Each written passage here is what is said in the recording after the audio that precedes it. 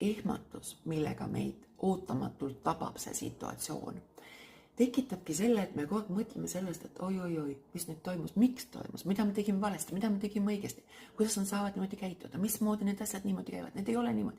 Ja me muudkui kedrime, läbi sellega meil on kogu aeg see ärevustase kõrgel, mis omakorda tohutult väsitab meid, mis omakorda võimendab veel seda ebakindlustunnet. Ja tänu sellele on sellega päris keeruline aeg-ajalt lahti hakkama saada. Ja nüüd ajul on niisugune huvitav asi, et tema nagu lingib situatsioone, kus me tundsime samamoodi ja ta ei tee vahet, kui vana te olete.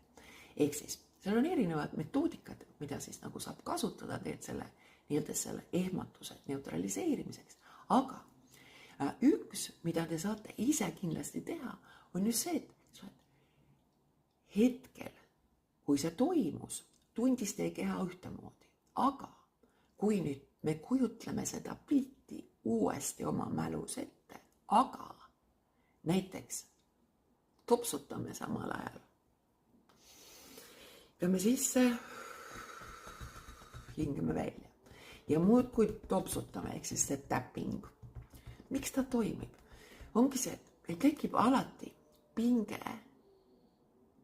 lõugadesse, otsaesisesse, silmadesse, kui ma silmi hakkan näiteks lõdvestama või näiteks keerutama vasakul paremalt vasakule.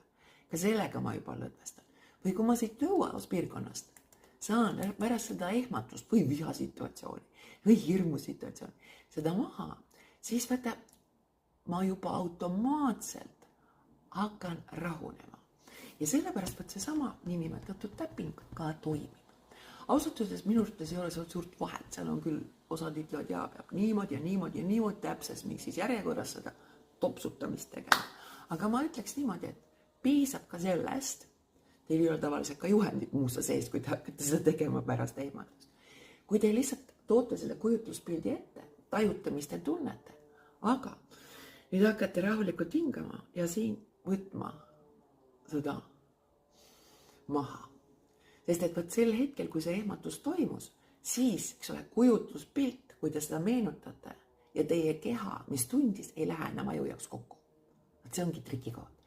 See tähendab seda, et kui ma siin nüüd niimoodi teen, siis hetkel, kui ma ehmatusin, olin ma niimoodi, aga nüüd mu keha tajub midagi muud, mis omakorda annab signaali ajule. Mis omakorda tekitab segaduse seal, mis omakorda ei lase nendel linkidel mind edaspidi nii pikalt mõjutama hakata. Ehk siis topsuta.